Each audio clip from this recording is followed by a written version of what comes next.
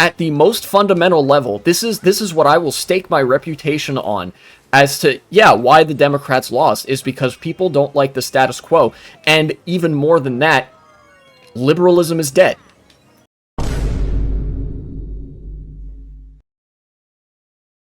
We got the bad ending.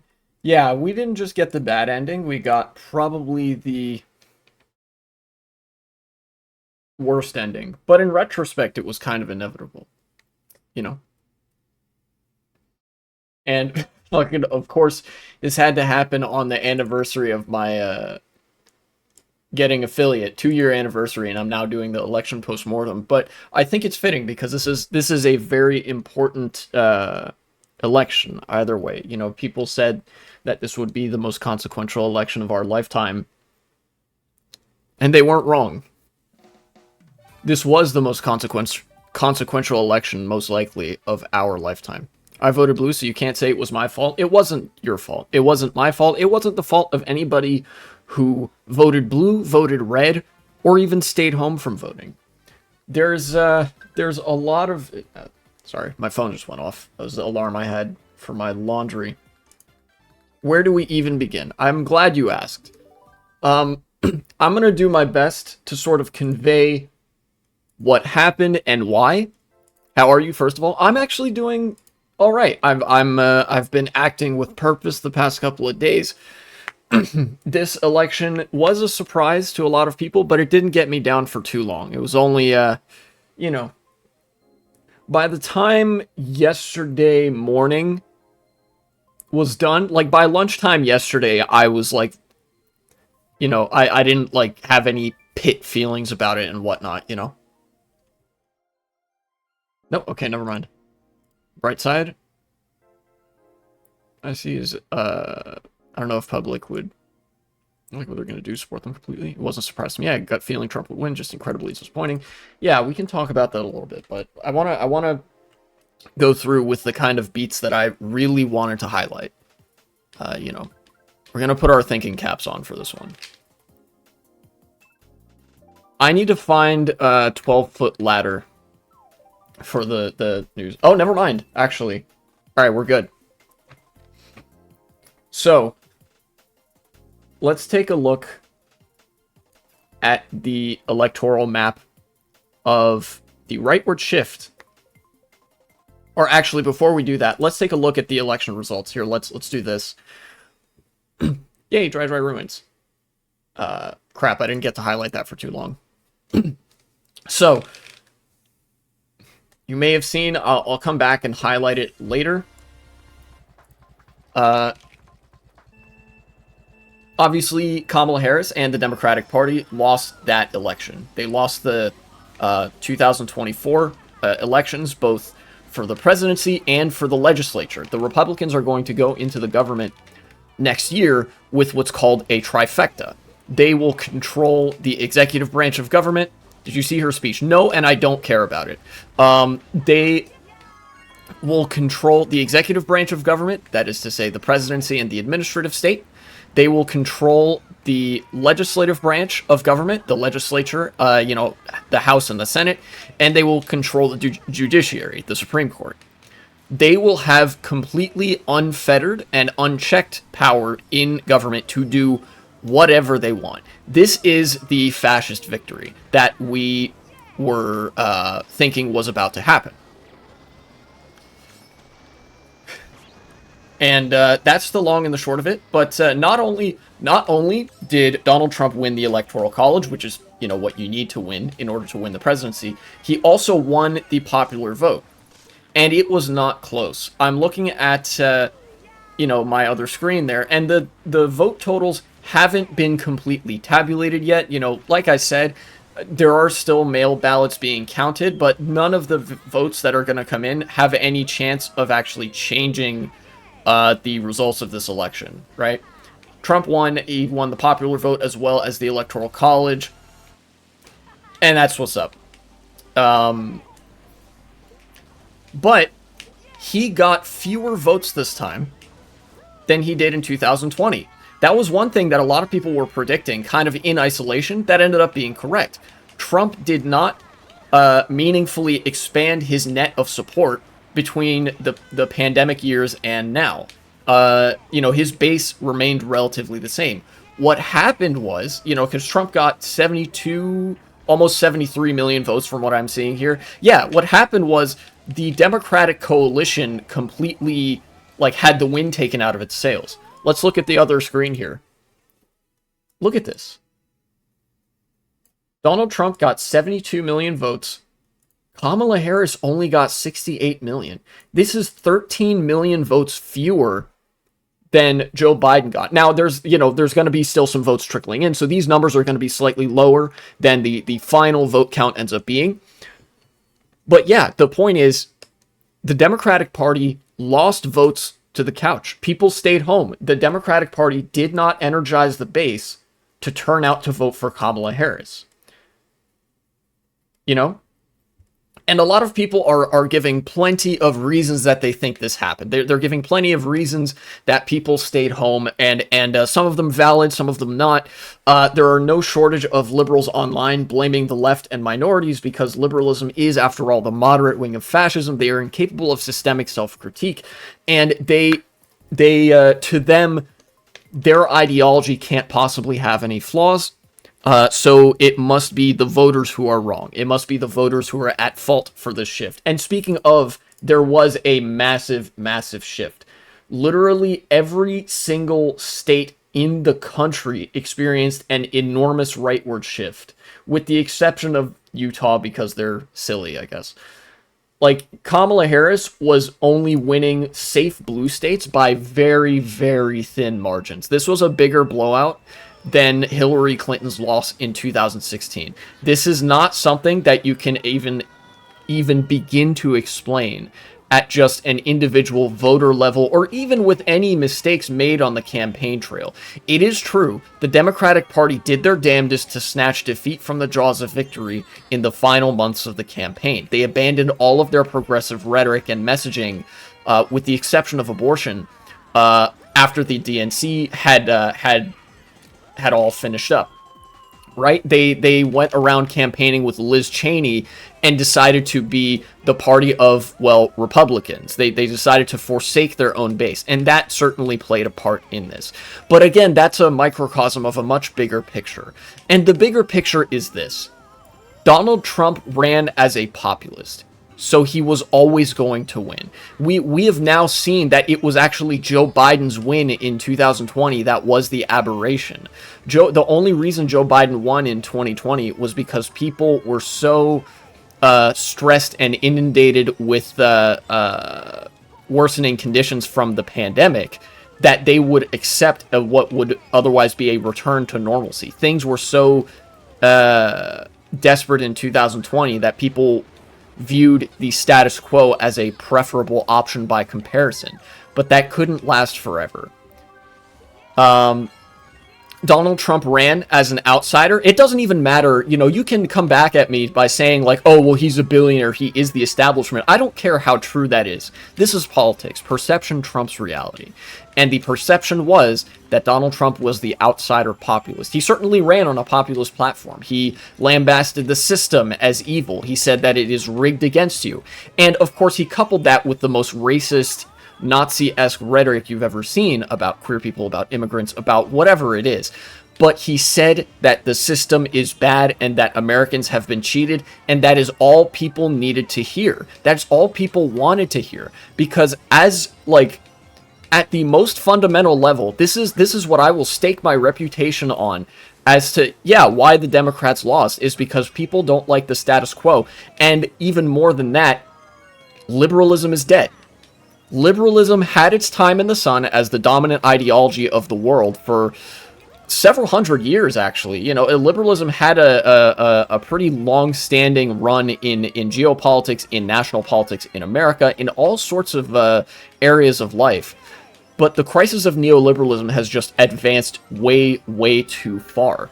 anything that the Democrats say, it doesn't matter what kind of policy wonker. You could have like Albert Einstein up there, and if you're not offering a populist narrative, people won't care because they know, because you're advertising yourself as such, that you are a representative of the system that they hate. It doesn't matter what you're promising beyond that. This is why Bernie Sanders was so successful, and this is why there's such an overlap between people who voted for Obama in 2008 and 2012, more so in 2008, people who voted for Bernie Sanders in 2016, and people who voted for Trump both in 2016, 2020, and now 2024.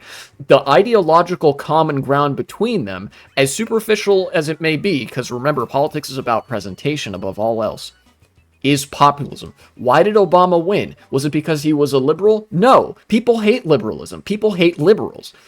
Obama won because he was able to market himself as a populist and ran on a platform of fundamental change, real change. I remember that sloganeering from the Obama years. You know, that's what people wanted. Trump came in and it was this maverick outsider and lambasted the system and said, hey, you know, we're going to drain the swamp. The system is, you know, fundamentally corrupt. Bernie Sanders said the exact same thing. He said the system's fundamentally corrupt, except Bernie Sanders is a real populist. This is why Bernie Sanders has the kind of repertoire and political support that neither Trump nor Obama could ever dream of, is because Bernie Sanders is prepared to actually deliver on that populism rather than it just being a facade. Bernie Sanders is the leftist antithesis that the Democrats have spent so much effort quashing. Man, I did not realize how right I would be when I said in reaction to the Madison Square Garden rally that the grassroots are dead and the Democrats killed it. Liberalism is dead. Both the Democrats and the Republicans killed it. You know, people are tired of neoliberalism. They're tired of capitalism. They're tired of the same old shit. It doesn't matter if you're promising mass death and destruction as long as you're promising something fundamentally different. You know, and that is why, at a very ground level, that is why Trump won this election. That is why the Republicans won, and that's why the Democrats lost. And I do believe that, you know, because this is the end of liberalism and because of how fucking embarrassing this election loss was for the Democrats, it's over for the Democratic Party. They're not going to come back from this. You know, it's over for Kamala Harris. It's over for Tim Walz. It's over for every single person that worked that campaign. Donald Trump had felony counts. It was literally like, from the conventional wisdom of politics, this was the election of all elections. This was like in the bag. It would, like, this should have been, from the conventional wisdom perspective, the easiest election of all time. But the conventional wisdom lays on a bedrock of neoliberalism. So it failed. This, you know, a lot of people were infected more so than they thought with the sort of brainworm of liberalism, which is why so many people were surprised by this election result. You know, a lot of people didn't expect this because, you know, we had been conditioned. A lot of people, even that were critical of liberalism, had a hard time imagining that we would eventually just one day happen upon the time when, oh, now liberalism is done. It's over. You know? And the Trump administration is going to deliver on that. Trump promised to put, you know, people like RFK Jr. and Elon Musk in positions of power for the Department of Health and Human Services, for, you know, this new Department of Government Efficiency, you know, stupid meme.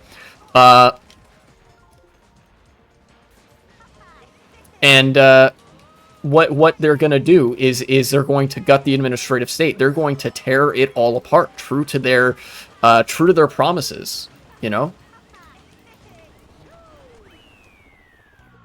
Well, the rapey old fellow is one of us. He's saying he'll make our gas cheaper, so we'll go with him. That's actually still a little bit missing the point. It's not that he's saying, I will make gas cheaper. It's that he's saying, I will make gas cheaper, and also I will do all these other things because, this is the big thing, because the system has cheated you. The ability of the Republicans to engage with populism is something that was always going to guarantee a Democratic defeat eventually. Put plainly and simply, the Democrats lost because they are anti-populist in a world of populism. Populism is the name of the game in politics. Neoliberalism is a decaying system. You liberalism has been in decay for some time, but now, you can see with maps like this, with vote totals like this, we're at that point of crisis. This is the point where liberalism becomes fascism and where liberalism completely dies off. A lot of liberal democratic institutions are going to decay as a result of the Trump presidency. Hell, it's even possible that we get a Viktor Orban-esque government in the United States where you still kind of have to keep the veneer of democratic institutions around because people are accustomed to the formalities of democracy, but there isn't really there's enough rules and preconditions set in place that there's only sort of the illusion of democracy. To an extent, this was already the case because this is a bourgeois democracy and not a real democracy. But that's what we're going to exist under for a while. And that's going to be life for, I don't know, a few decades? Possibly a few decades, I would imagine. If ever there was a time to get involved in grassroots organizing, protest movements, union organizations, labor organizations, and whatever, it's right now. The top-down structuralism and the top-down institutionalism of liberalism is dead. So now, well, I guess that, it doesn't change that much about our behavior, I guess, in the prescriptive sense. You still do what you can. But, here comes that fascist United States.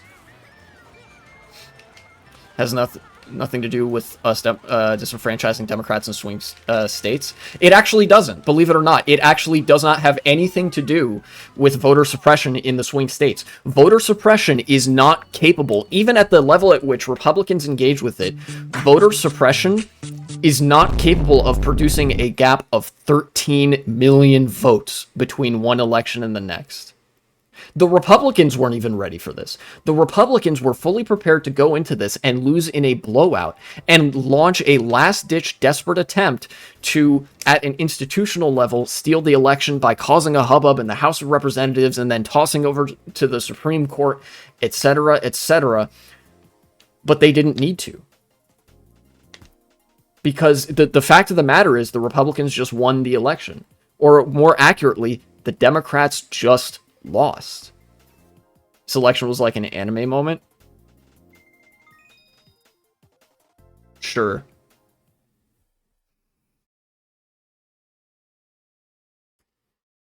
Phone book and anus. This is like the third or fourth time you followed my channel, but thank you nonetheless. Yeah. Now people who hate democracy have control over everything. They'll just do whatever it requires to perpetually win elections in the future. Yeah, but what I'm saying is it didn't require voter suppression for them to get there. The Democrats just lost. The populism of the 2010s and 2020s finally caught up to the Democrats in an irreparable way.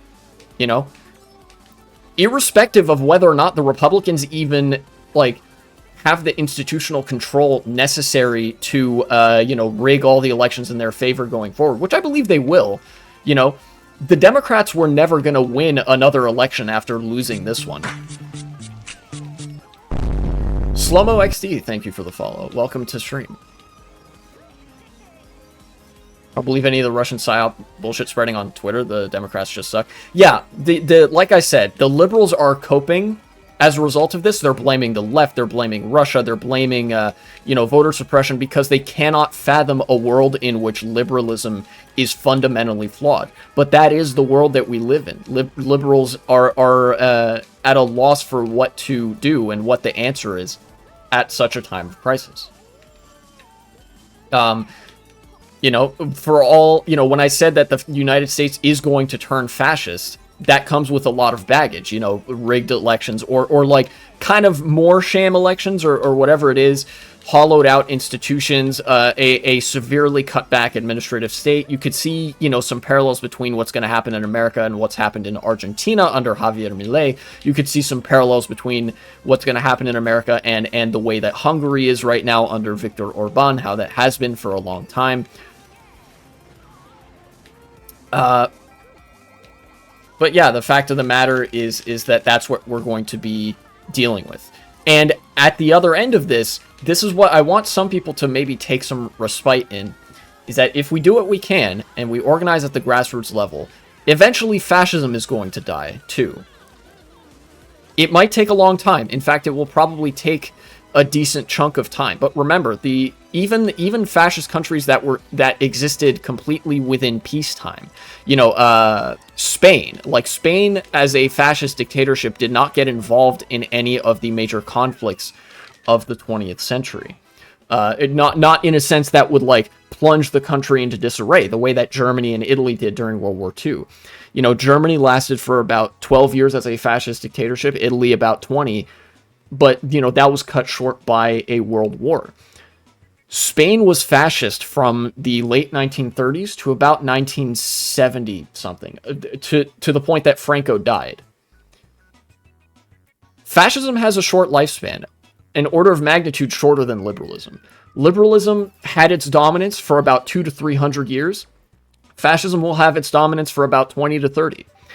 And just like liberalism has consumed all of its fuel, that we've reached the crisis point, now people have rejected it, now liberalism will be powerless to suppress only the left while keeping the far right at bay, because now the far right is going to take over the institutions.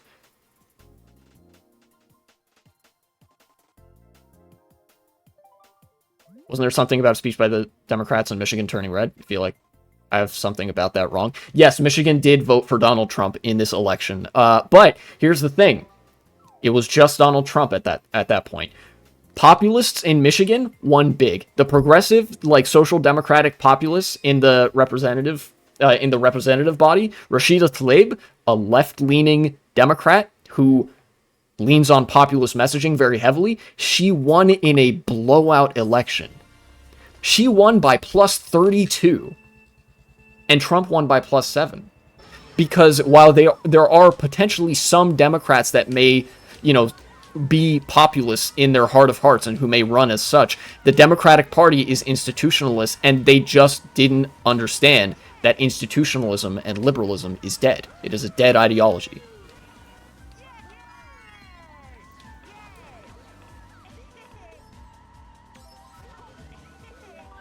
When America burns itself out, what do you think is going to be the top country on the planet?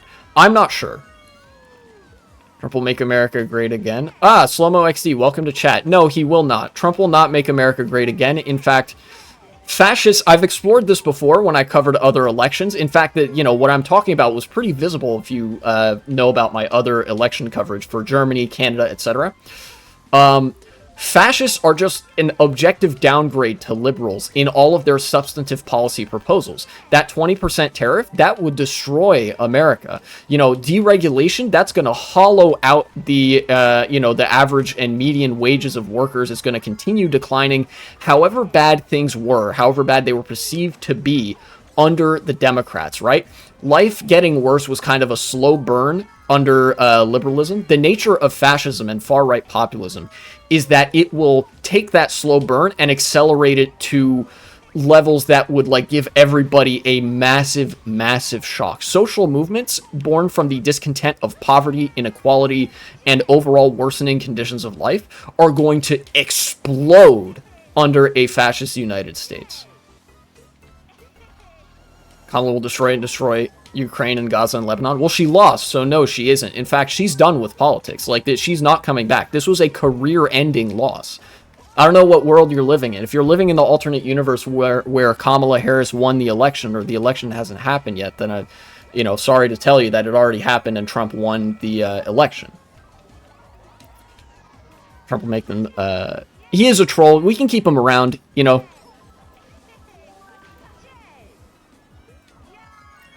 Yeah, Kamala Harris is now the least credible human being to have ever lived, and that's as a product of the bad luck of the draw, and also as a product of her deciding to listen to Hillary Clinton. Should use wood. Yeah, okay, there you go. Kamala Harris, the reason that she is so non-credible anymore is because she decided, as did the rest of the Democratic Party, instead of to embrace left-wing populism the way that the Republicans embrace right-wing populism, and to listen to the voter base the way that the Republicans do with their voter base, and to use the media apparatus, talk radio, TV, internet media, to construct a left antithesis to the far-right populism. Instead of doing any of that, the Democrats held firm in their institutionalist belief, denied all of the evidence of their eyes and ears that populism is on the rise and is consuming all of politics because people are fed up with liberalism, and they lost because they chose to lose. The Democrats had a pivotal fork in the road where they could have picked a path. And they knew that populism would let them win. They knew that populism was on the rise. They talked about it nonstop. They messaged about, like, oh, Trump is a threat to democracy, etc., etc. And he's a threat to the system. And they rejected that. They didn't believe the populism, like, they didn't believe the limited extent of, like, left outreach that they even did, which they didn't do very much, you know? Like, sorry, I feel like, you know, again, this is one of those moments where I feel like I may be at risk of rambling, but truly this is a case of, you know, the Democrats just lost because they didn't embrace populism. And they didn't just lose, they lost in a blowout, you know?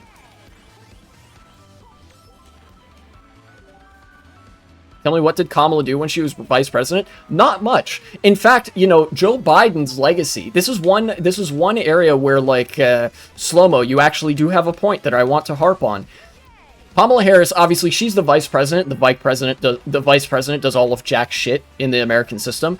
But, you know, think about the administration of Joe Biden and Kamala Harris. Did they do good stuff? Yes, objectively they did. The hot labor summer took place under Joe Biden administration. You know, his administration was very accommodating of the NLRB and labor organizations.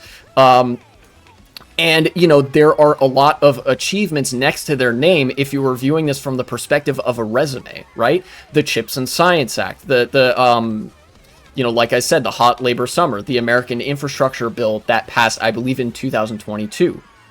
But this ain't a resume. And we're not careerists here. You don't, like, if your victories aren't constantly gloated about and messaged and, like, harped upon in the media, if you aren't capable of selling your policy repertoire as something transformative, something that will breathe new life into America at every possible level of media production and consumption. Afghanistan was another big W of the Biden administration. He pulled us out of that, he pulled us out of the war. Obviously, some of that stuff is going to go ugly, but the truth of the matter is we're not in Afghanistan anymore. Joe Biden, until the fiasco with Gaza, had a really positive rap sheet. But the Democrats didn't say jack shit about it. They were just demure and submissive and breedable for the whole time that they were in control of the government, because liberalism holds this, like, weird institutionalist objectivist framework that they couldn't possibly be wrong. So they, like, the arrogance of liberalism convinced the Joe Biden administration and the Democratic Party that they did not need to do voter outreach, that they did not need to convince people of the transformative nature of the policies that they were pushing. Partly because they're idiots, and partly because a lot of the things they did weren't very transformative. A lot of the good things that Joe Biden and his administration did, as good as they were, didn't fundamentally change anything about liberalism. Liberalism is still at a all-time, like, point of crisis. Inequality is worse now than it was in the Gilded Age for all of the data we have. You know? And the Democrats chose to just, like, not look at it. In fact, they actively told people not to look at it. What was the message in 2020 in the aberration of an election during a pandemic where Joe Biden eked out a solid victory? Nothing will fundamentally change. And people remembered that. People remembered that.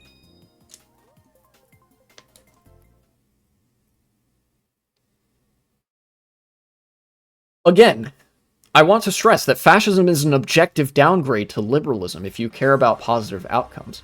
But at the end of the day, fascism is capable of embracing anti-institutionalism and populism. Liberalism simply isn't. And that's what we saw, you know? And of course, I know that Slow-Mo XD, I know you don't actually care about all this stuff because, you know, the mass psychology of the fascist has been molded by, you know, the fascist media apparatus and the sort of musings of fascist sexual insecurity to only care about the suffering of the outgroup. The prosperity of the in-group, the prosperity of America, of the nation, is secondary so long as Arabs suffer, right? Or whoever the outgroup is at a given point, the suffering trumps all else, you know?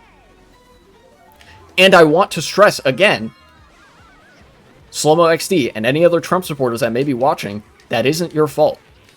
That is the fault of liberalism. Unironically, for your political shortcomings, it is just as valid to blame liberalism as it is fascism, because liberalism permitted fascism to exist with absolutely no pushback whatsoever at the institutional level, or even at a grassroots level. Hell, I was just talking about this earlier, that liberalism at the grassroots level intentionally killed off local activism and tried to subsume it into the party to turn what was otherwise a grassroots political scene into just another arm of the institution. The grassroots that could have potentially saved the United States, that could have delivered a better future for the workers, that could have pushed the Democratic Party to embrace populism, was a threat to the Democratic Party in so doing. The Democrats knew it and they killed it off. My point is, Trump, if he was a president, that will not have happened. No war, no bullshit. Well, you're objectively incorrect there.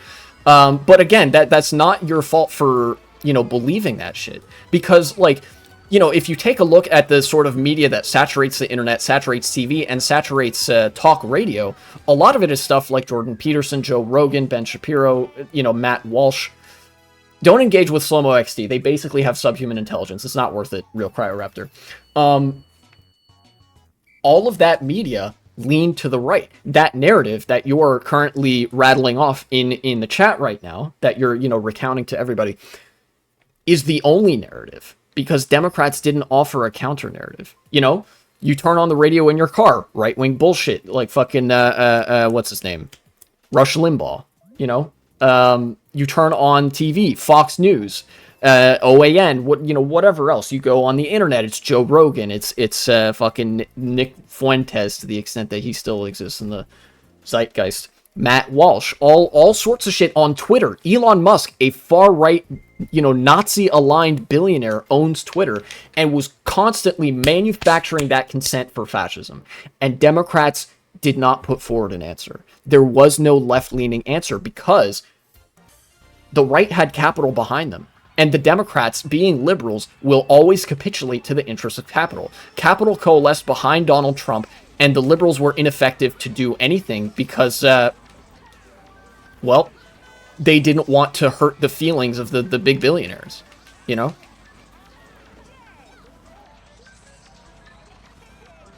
Slow-Mo XD, you must have missed the part where I'm a socialist. We don't do identity politics here. This is not an argument.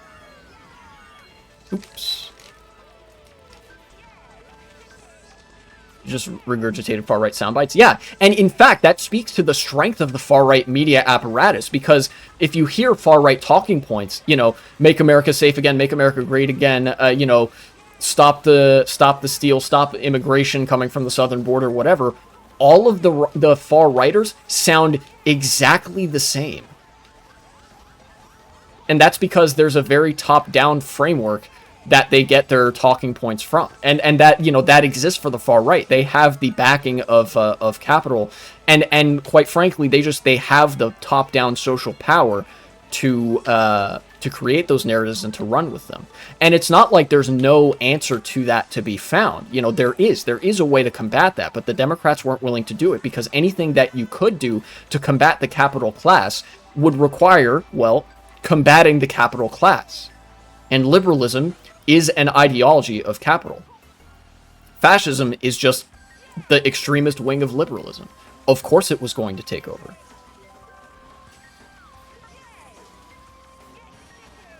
All they want is to degrade the opposition, downplay every single good thing the left does.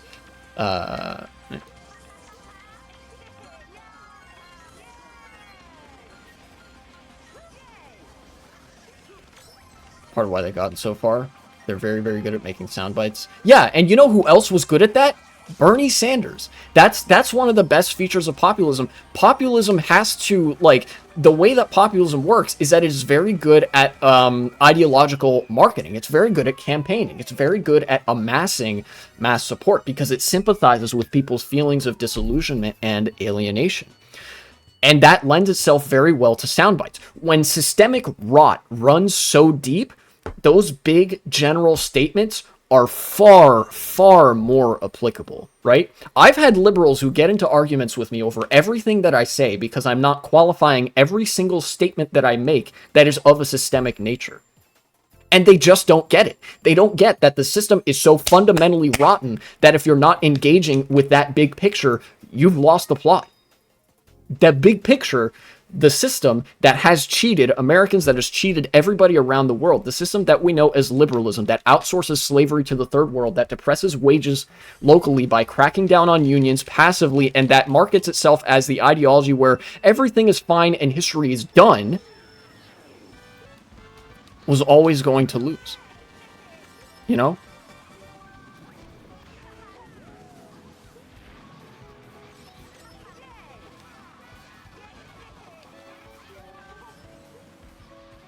Far left is so much more unpopular, but also not as insane. The echo chamber just is not there. The left will become more popular with time, you know, because with liberalism dying off, that functionally means that the only two present ideologies left are going to be fascism and socialism. I mentioned that, you know, liberalism and fascism are, you know, birds of a feather and whatnot. Fascism came out of liberalism, but with time, we're actually going to see liberalism turn into fascism. The way that liberal mass ideology is going to die off, because liberalism is an ideology that is anti-mass, you know, it is anti-populist. The liberals in America are going to split between fascism and socialism.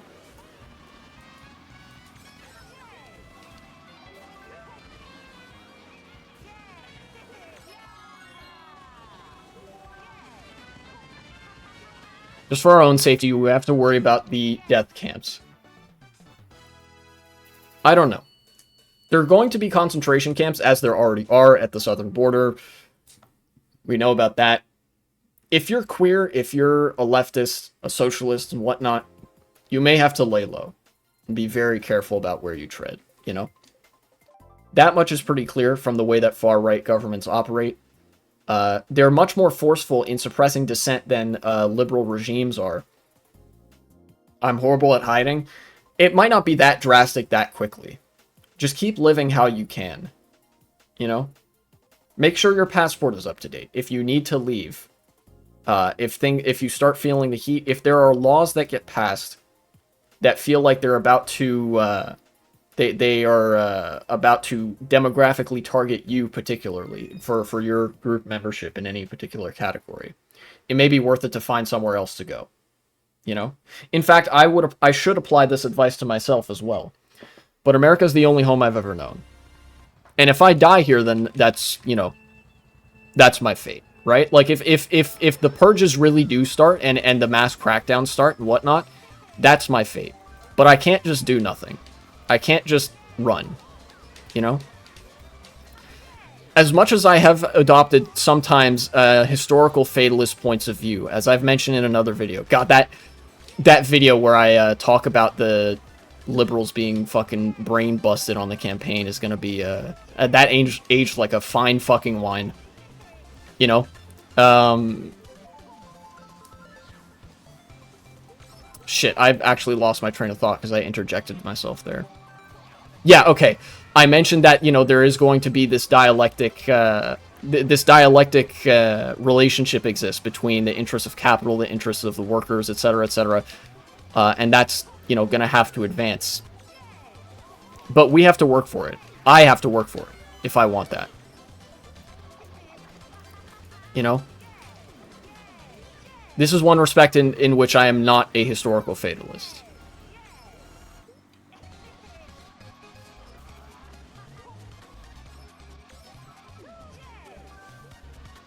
Will be a cold, hard day before California loses to the right in a firefight. Things aren't going to get that bad. Don't turn into a Tim Pool about it. You know, civil war is not coming. conventional civil war is kind of an antiquated concept for the most part.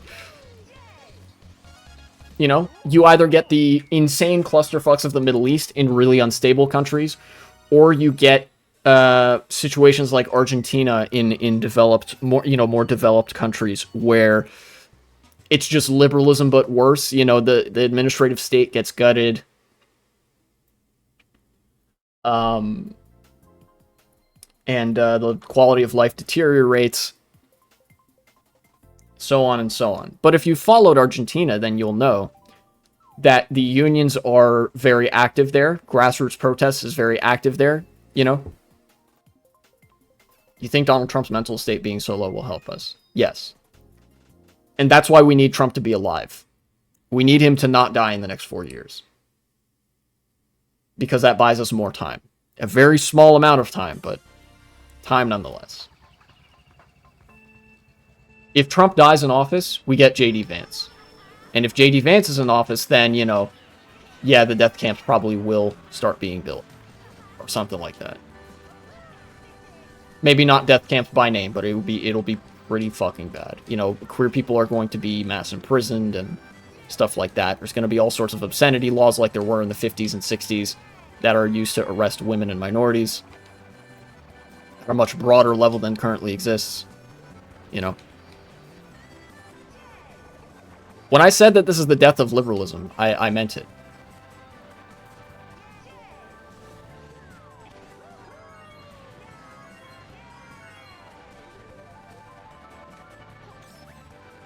And of course, this has ramifications for other countries as well. Expect America to stop supporting Ukraine. Trump is very friendly with Vladimir Putin and with the Kremlin. He's not going to support Ukraine as much as the Joe Biden administration was willing to. Expect the genocide in Israel, in Palestine rather, to get worse. War will probably break out in the Middle East. Because as pro-Israel as Joe Biden was, even that doesn't hold a candle to what Trump would be willing to abide by.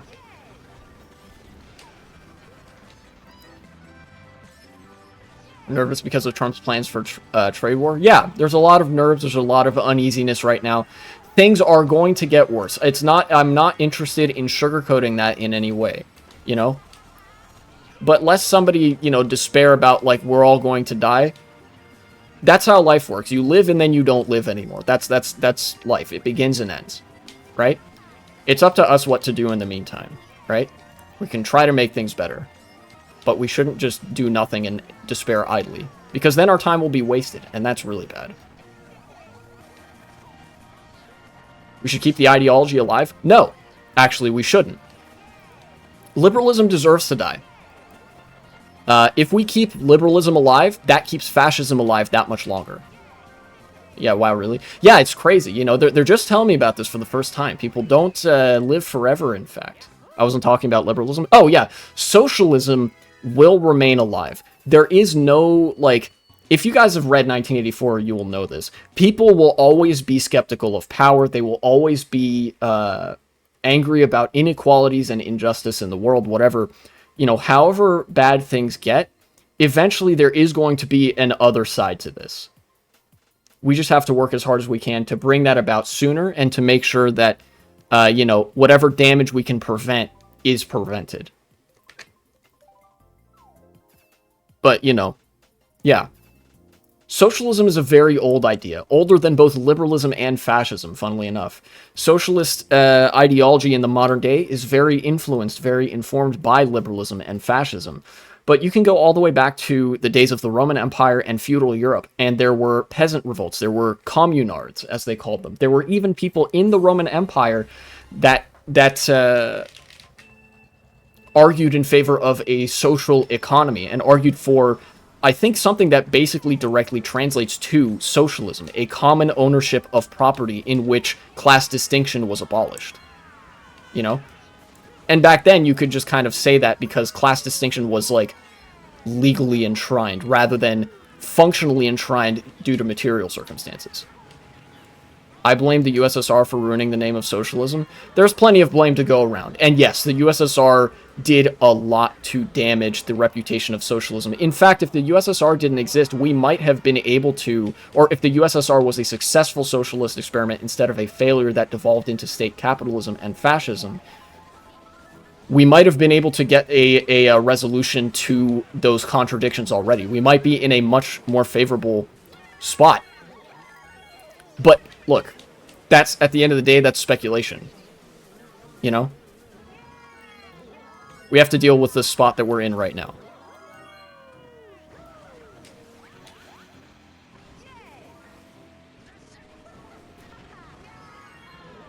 Roman Republic was pretty socialist for the time. Didn't they have a wheat distribution system? That just means they had an economy, not that they were socialist. Socialism means something specific.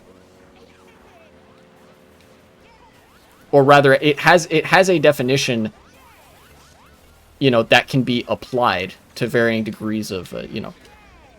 Just having an equitable distribution system and having a social safety net doesn't mean you're socialist. At best, that is a social democracy or an otherwise a social state. You know? Socialism, in all its forms, is a democratic organization of the economy where the workers own the means of production, where there is no owning class. There is just one mass of worker owners, you know, and there is no, like, class hierarchy.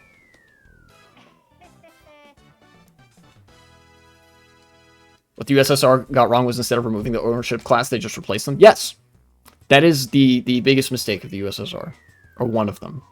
Much would you want to bet that Republicans think lefties are going to do a January 6th? They may think that, but that's not going to happen.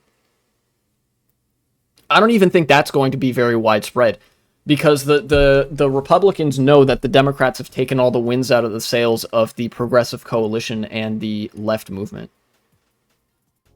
Socialism has a lot of bad history, though.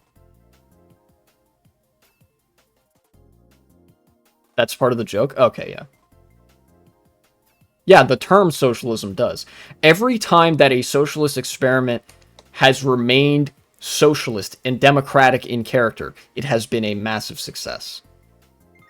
I could point to individual examples of common ownership structures, housing cooperatives, workers' cooperatives. All of these are resounding successes. If anything, socialism, when you take a look into the finer points of history, socialism is consistently a very successful system that garners good outcomes. The problem is the word socialism has a very mixed history. And, you know, consent in America particularly has been uniquely manufactured to activate people at the mere mention of the word socialism, so.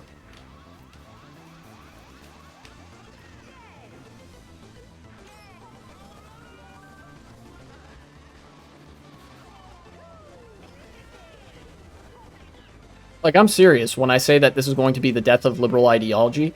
Like, not just a liberal system, but of the mindset of liberalism in people.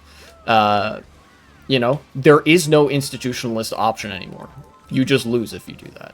Nobody believes in the institutions. Nobody cares. So, like I said, it's between fascism or socialism. How long do you think until the average voter realizes, oh shoot, we're in danger? Some of them have already.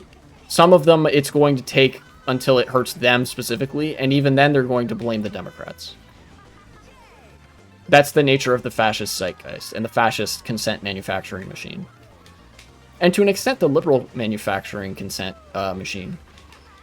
You know? They're conditioned to never blame the system. But try as they might, liberal outlets can't completely obscure the fact that the system is fundamentally flawed, because they themselves are a part of that system. So when people view the news, they're viewing it as a part of the system that they hate. And they know it. Anyways. Again, I feel like I'm at the risk of rambling. To go back to what I was saying, I could give a lot of individual details about mistakes, you know, the positives and negatives of the Democratic campaign, what they did right on the trail versus what they did wrong. But I think that would betray a lack of understanding of the broader image. And the broader image is just that the time for liberalism has come and gone. People do not care for neoliberalism. They are skeptical of the system in which we live. Trump ran on a platform that lambasted the system for failing the American people. It didn't matter that he was a fascist because the Democrats ran on the message that the system fundamentally works, even though people's lives have been getting worse, inequalities have only been widening. People were ready to reject liberalism and they didn't care what came in its place. This is a part of a predictable historical pattern, you know, that I've mentioned before, that neoliberalism produces insane degrees of alienation. That gives rise to populism. And of course, the right-wing populism is going to come up first because capital is okay with that, and they're not okay with socialism. Capital is going to suppress socialism for as long as it possibly can, which means the Democrats squashing progressive movements, squashing the left, and eventually fascism is going to win with the support of private capital. And that is that is the next step of the dialectic. You have the thesis. You have fascism. Now the countdown is until the antithesis shows up. Socialism. In the discourse, in politics. And we might not recognize the government or the systems in which we live. We might not recognize the institutional environment that we live in by the time that we get there. Because, all of the institutions that are associated with and tied to liberalism, a lot of the government departments, a lot of the, the social safety net state, that's going to be gone because those were the promises of fascism. We're going to see a lot of liberals are statists who defend the state just as a concept and defend authoritarian, organization of civil society because they don't trust the masses to govern themselves either. We're going to see the state revert to a positionality that is very reminiscent of what a lot of theorists would have seen in the 19th or very early 20th century.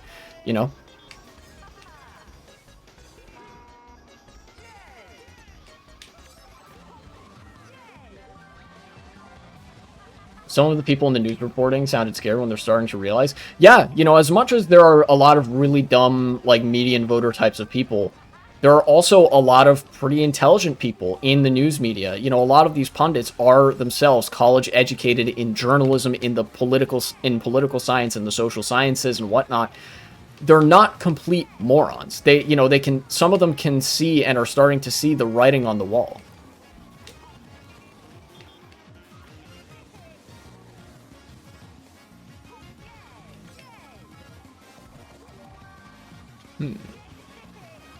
Hope there's not going to be a shot. I want to use this here.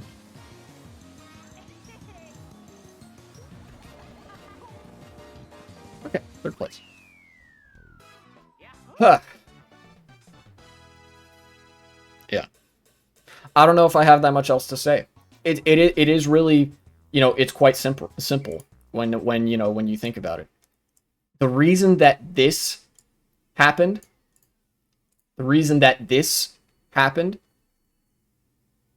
was not necessarily because people were sold on right-wing politics, but because there is no populist left-wing politics. Fewer votes than Trump got in 2020. Vastly fewer votes than Biden. People weren't necessarily super enthused about fascism. Yeah, it's just the Democrats just failed. Liberalism is dead. And this is the nail in the coffin. Look at this map. These are all comparative shifts. Remember, fewer people voted in this election than last time.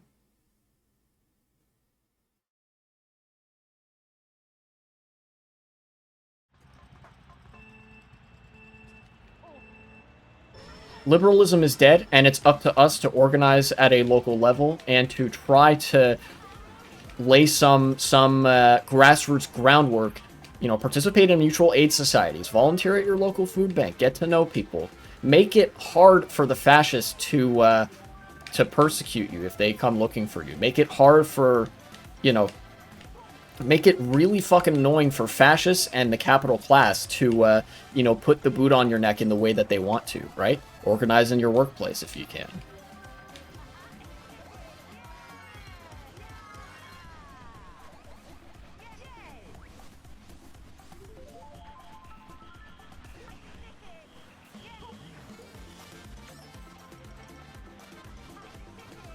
And need I remind people as well, this is a post-Supreme Court decision Trump, who has literally unlimited power in the presidency.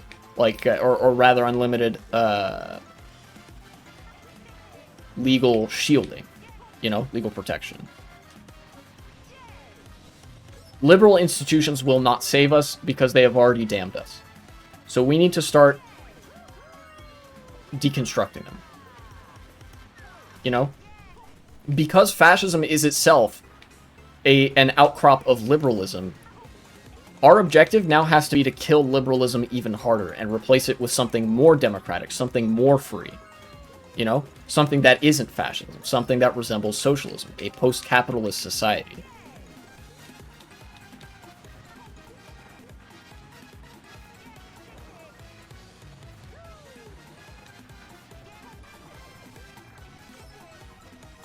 I'm the government, you can't stop me. It's more like the Republicans saying that in concert.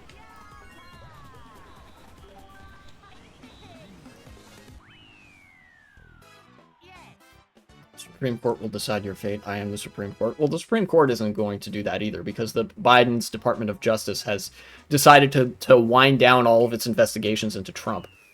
Liberals handed the country to fascists on a silver platter. This is the fault of liberals. I've said before that fascism is an all-consuming fire that destroys everything in its path, and for that it seems to lack humanity. It seems to lack reason or direction. You know, it just destroys. It just hates and consumes everything. Liberals, it was incumbent on them, since they held the levers of power, to stop fascism. And what did they do? They opened the door right on up for it. Now it's incumbent on us.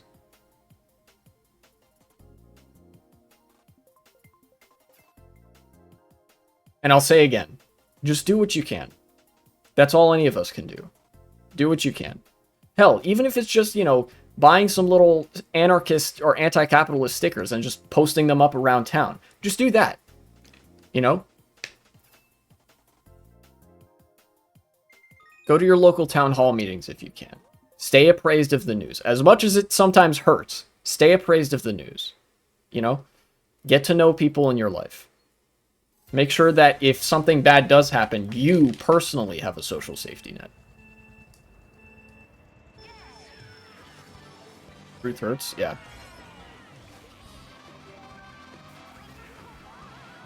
It's gonna be a rough couple decades. But eventually there is going to be there is going to be a way, not out of this, but through it.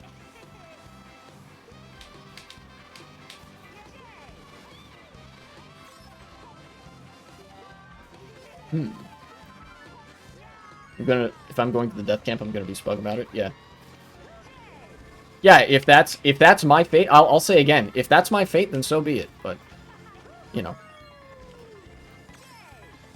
whatever happens, I'm gonna stay here in the United States. However long it takes the left to realize liberalism doesn't work in this current day and age. Do you not understand what I'm saying here? Liberals are not the left. The left and liberals are two different political camps. They are mutually exclusive. If you are a liberal, you are not a constituent part of the left. Liberals are the center, and the center right. Fascism is the right and the far right. Socialism is the left. This is not incumbent on the left to realize. This is incumbent on liberals to now pick the right side of the fence. And by right, I mean correct. You know, the left side of the fence. Do you think liberals are going to be disbanded or hollowed out? I think what's going to happen is there's going to be a slow and there's going to be a gradual dissolution of a disillusionment of people with the ideology of liberalism as the institutions that previously held it up decay away. Like I said, because liberalism is dead, that has mass psychological implications, and it also has institutional implications. It's not going to be some sort of grandiose disbanding of a lot of things. The Democratic Party, because of how humiliating this election was and how party politics works, they are going to die a slow and painful death as they lose voters to the couch more and more, because they are not going to embrace populism. They are allergic to it. They can't do it. And as a result of that, liberals will be disillusioned in one direction or the other. Yeah, they will gradually just wither away. That's kind of how the dialectic progresses, you know? For a while, liberalism was trying to reassert itself on both positions of the dialectic, but it was much less vigilant against fascism than it was against socialism. So one fork of that conflict is now occupied by fascism, and now that the liberals are gone, the fascists are going to try to do the same thing, but to a much lesser avail. Socialism eventually is going to become that second fork, and liberalism will be thought of how we now think of feudalism. That's what I mean when I say dead ideology. It's going in the dustbin of history. People are not going to identify with that in a given amount of time. You know, or they'll call liberalism something else. They'll certainly a lot of historical revisionism happens, but what we now know as neoliberalism is not going to be a real ideology anymore. Not in, like I said, 20-ish years' time. Yeah, liberalism is the next feudalism. Yeah, kind of like the Whigs in the 19th century. That, slow, painful death. That is the Democrats' fate.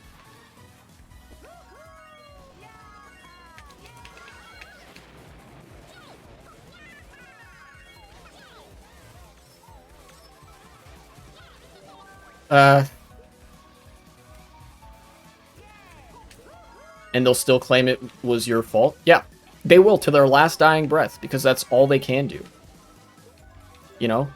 That's what pushed people away this election cycle, is the abrogation of systemic responsibility.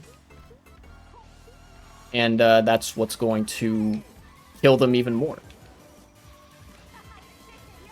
But I think I've said about all I can really say about the election post-mortem, right? I've said, like, probably the same thing about 5 or 6 times by now, so you get what's going on.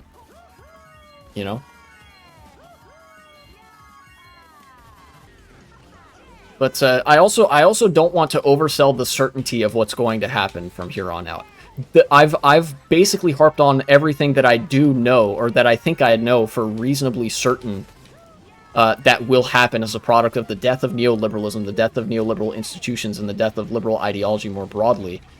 But there's a lot that's still up in the air.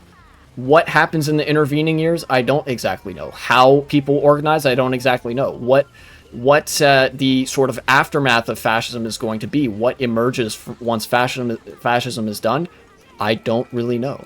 But I do know that it's not going to be liberalism again. And I think I will try to, as authoritatively as I can, put my foot down and say, that's it. That's all I'm going to say. Future me in the editing, cut the segment there, and hopefully somebody found this informative. Thanks for watching, and support the channel if you would be so kind.